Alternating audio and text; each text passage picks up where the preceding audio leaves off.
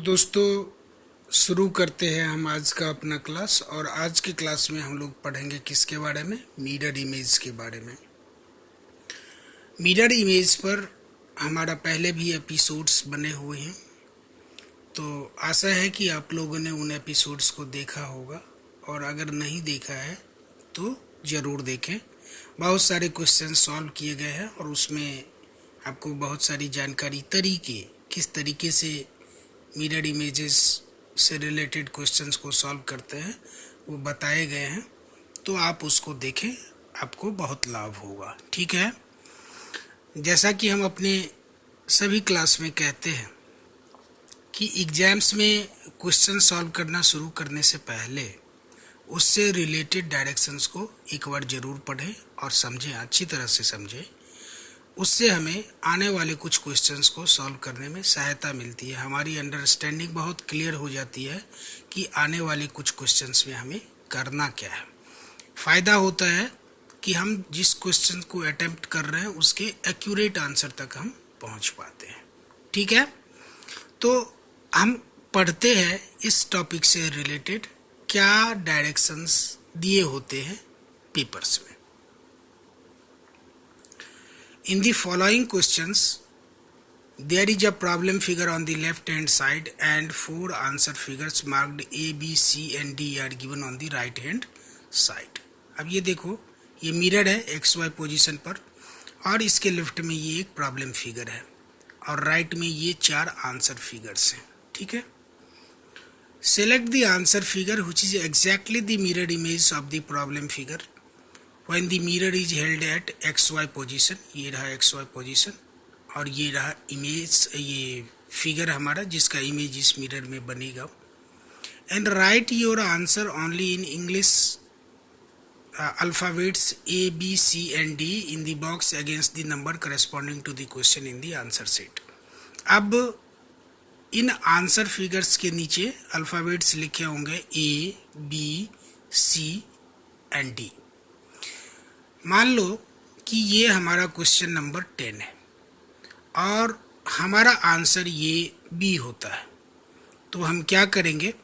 OMR sheet में question number 10 के सामने 4 सर्कल्स होंगे, उसमें लिखा होगा, या बॉक्स होंगे उसमें लिखा होगा A, B, C and D।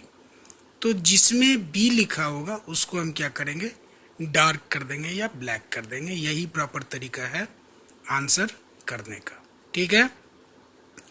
अब डायरेक्शंस को हम लोगों ने समझ लिया। अब इस डायरेक्शन के आधार पर हम क्वेश्चन को सॉल्व करेंगे। ठीक है। तो बढ़ते हैं क्वेश्चन की ओर। ये रहा हमारा पहला क्वेश्चन। इसमें 3 इंग्लिश के अल्फ़ाबेट्स है F, A और N। फैन भी आप कह सकते हो। और ये इस मिरर के सामने रखा हुआ है।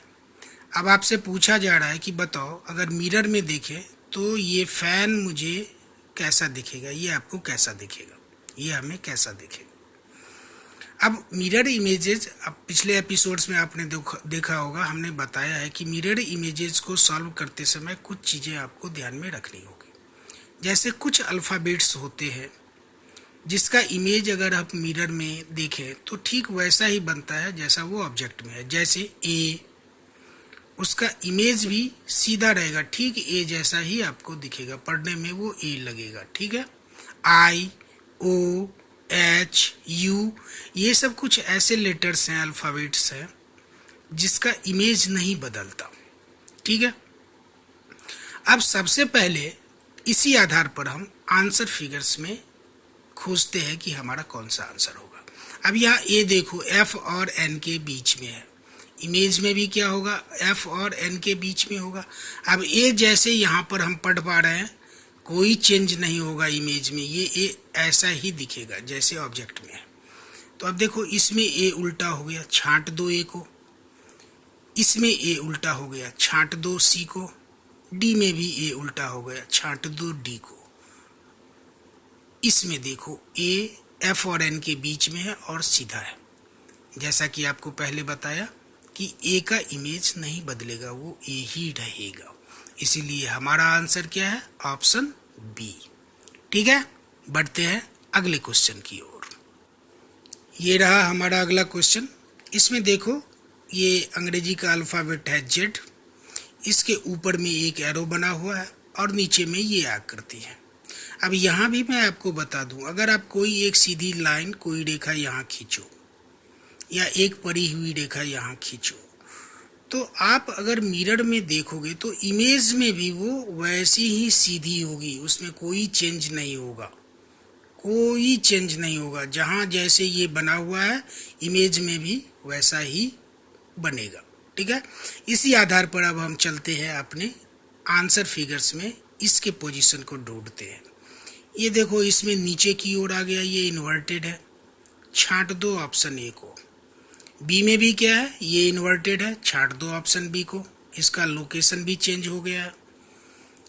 डी में देखो लोकेशन भी चेंज हो गया है, लेकिन ऊपर की ओर बना हुआ है, लोकेशन चेंज होना चाहिए था इसको इस आर्म पर, इस साइड पर, यहाँ पर सेंटर में जहाँ पर वो आकृति बनी हुई है, तो इसीलिए डी भी हमारा छट गया। अब बच कौन सा हमारे पास गया, सी।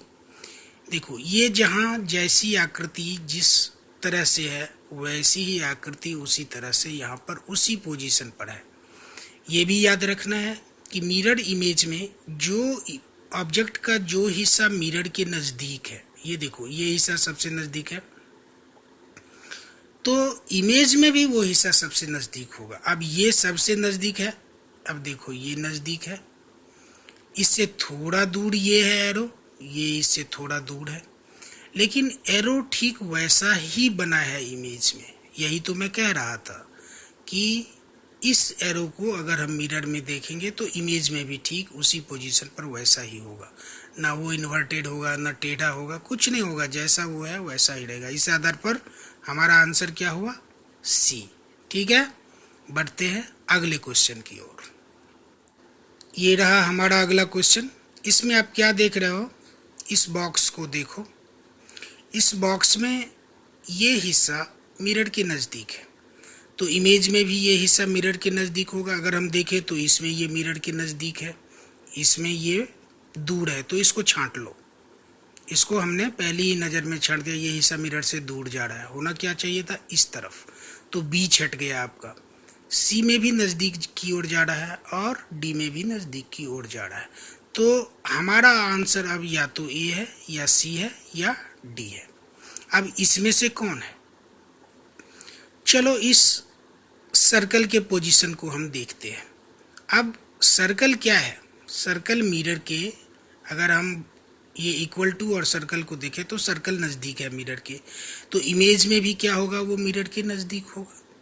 ठीक है, और ये दूर है मिरर के, तो इमेज में भी वो क्या होगा, दूर होगा।